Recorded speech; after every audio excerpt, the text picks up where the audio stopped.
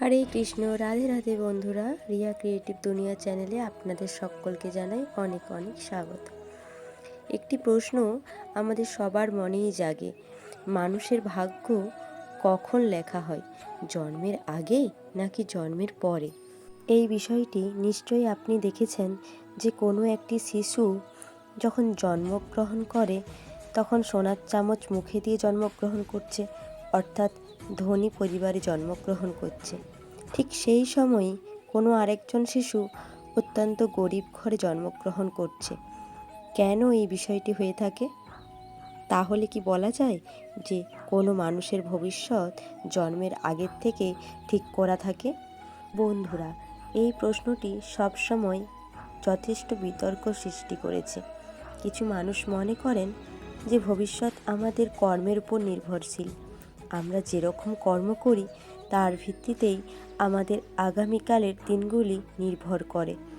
আবার অন্যদিকে কিছু মানুষ মনে করেন যে আমাদের ভবিষ্যৎ আমাদের ভাগ্যের উপরই সম্পূর্ণ নির্ভরশীল এবং জন্মের আগেই সেটি লেখা থাকে। কোনটি আসলে সঠিক, কি বলছে আমাদের শাস্ত্র?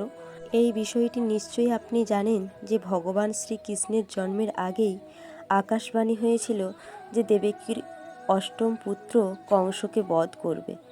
তখন কংস ভাবল যে অষ্টম পুত্র যেহেতু আমায় বধ করবে, তাই আমি তাকে জন্মের সাথে সাথেই হত্যা করে ফেলব।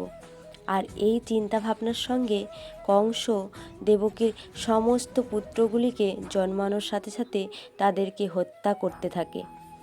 এইভাবে দেবকীর অষ্টম পুত্র যখন জন্ম নেওয়ার সময় হলো, তখন দেখা যায় সেই সন্তান না তো শুধু জন্মই নেয়, বরং সে বড় হয় এবং শেষ পর্যন্ত কংসকে সে বধ করে। আর সে আর কেউই নয়, আমাদের সকলের আরাধ্য ভগবান শ্রীকৃষ্ণ। সুতরাং এই ঘটনা থেকে এই বিষয়টি আমরা পরিষ্কার বুঝতে পারি যে শাস্ত্রীয় গ্রন্থ বলছেন কংসের পরিণতি প্রথম থেকেই নিশ্চিত ছিল। তাই হাজার চেষ্টা করেও কংস তার নিয়তি এড়াতে পারেননি। কংসের কবে, কিভাবে, কার হাতে মৃত্যু হবে, এগুলি সবই তার জন্মের পূর্বেই লেখা হয়েছিল। ঠিক সেই রকমই রামায়ণে কি ঘটনা ঘটবে, ভগবান শ্রী রামচন্দ্রের হাতেই রাবণের যে বধ হবে এবং একদিন সেই রামচন্দ্র, মাতা সীতা ও লক্ষ্মণকে বনবাসে যেতে হবে, এই সমস্ত কিছুই ঘটনা ও সম্পূর্ণরূপে ঘটার বহু পূর্বেই শ্রী বাল্মীকির দ্বারা লেখা হয়েছিল। এমনটাই কিন্তু বলছেন আমাদের শাস্ত্রীয় গ্রন্থ।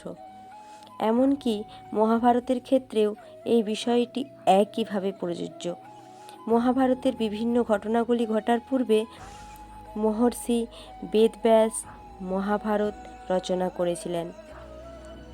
আর শ্রীমদ্ ভাগবদ্গীতাতেও ভগবান শ্রীকৃষ্ণ একই কথা বলেছেন বারবার, যে প্রত্যেকটি মানুষকে একদিন না একদিন তার প্রারব্ধে মিশে যেতেই হবে। অর্থাৎ এই সংসারে জন্ম নেওয়া সকল মানুষের ভাগ্য প্রথম থেকেই নিষেধ থাকে। কোন মানুষ কবে জন্ম নেবে, তার সঙ্গে কি কি হবে, সে কোন কোন অসুবিধার সম্মুখীন হবে, এই সব কিছুরই বিধির বিধান। তাহলে এখানে এই প্রশ্নটি উঠে আসে যে সব কিছুই যদি পূর্ব থেকে লেখা হয়ে থাকে, তাহলে আমাদের কর্মের ভূমিকা কী? আমাদের কর্মের কি কোনো প্রয়োজনীয়তা আছে? কারণ কংস, রাবণ তারা তাদের ভবিষ্যৎ আগাম জেনেও কিন্তু শত চেষ্টা করেও তাদের মৃত্যুকে এড়াতে পারেননি। আকাশবাণী বা ভবিষ্যৎবাণী সত্য হয়েছে। তাহলে এই প্রশ্ন ওঠা স্বাভাবিক যে কর্ম করে আমাদের লাভ কী? আমাদের ভগবান শ্রীকৃষ্ণের ভগবদ্গীতার কথাগুলি এর যথার্থ উত্তর ব্যক্ত করেছেন। শ্রীমদ্ ভাগবদ্গীতা অনুসারে মানুষের এ জন্মের কর্মের ফল কেবলমাত্র এ জন্মের মধ্যেই সীমাবদ্ধ থাকে না। তার মনুষ্যরূপে এক একটা জন্মের কর্মের ফল তার পরবর্তী জন্মে ভাগ্য নিয়ন্ত্রণ করে। তার এ জন্মের কর্মের প্রকৃতি দেখে ঠিক করা হয় যে পরবর্তী জন্মে সে গরিব ঘরে জন্মগ্রহণ করবে নাকি ধনী পরিবারে জন্মগ্রহণ করবে, স্ত্রী হয়ে জন্মগ্রহণ করবে নাকি পুরুষ হয়ে জন্মগ্রহণ করবে, এদেশেই সে জন্মগ্রহণ করবে এবং কেমন করে জন্মগ্রহণ করবে, এ সমস্ত কিছুই নির্ভর করে এ জন্মের কর্মের ফলের ওপর ভিত্তি করে। কোনো মানুষ তার এ জন্মের করা কর্ম অনুযায়ী কর্মফল ভোগ করার পূর্বেই যদি মৃত্যুপ্রাপ্ত হয়, তাহলে তার এ জন্মের করা কর্মের ফল পরবর্তী জন্মে বর্তায়। এই বিধির বিধানে কেউই বা চায় না, এমনকি মনুষ্যজনিতে জন্মগ্রহণ করা ভগবানও নয়। সেই কারণে ত্রেতা যুগে শ্রী রামচন্দ্র বালিকে যেহেতু লুকিয়ে বধ করেছিলেন, তাই তার এই কর্মফল তাকে দ্বাপর যুগে ভগবান শ্রীকৃষ্ণরূপে ভোগ করতে হয়েছিল। শাস্ত্রীয় গ্রন্থ অনুসারে ত্রেতা যুগের বালি দ্বাপর যুগে জরা নামক ব্যাধ রূপে জন্মগ্রহণ করে ভগবান শ্রীকৃষ্ণের মৃত্যুর কারণ হয়েছিলেন। তাই শ্রীমদ্ ভাগবত গীতা অনুসারে মানুষের ভাগ্য তার জন্মের পূর্বে লেখা হলেও সেই ভাগ্য মূলত লেখা হয় তার করা কর্মের উপর ভিত্তি করে। বন্ধুরা, এই সংসার একটি রঙ্গমঞ্চ, যার শুরু এবং শেষ স্বয়ং ভগবান। আমরা এই রঙ্গমঞ্চে এক একটি ছোট ছোট পাঠ, যাদের কোনো না কোনো উদ্দেশ্যে এই সংসারে জন্ম দেওয়া হয়েছে, আর সেই উদ্দেশ্যকে খুঁজে পাওয়াই আমাদের প্রধান কাজ।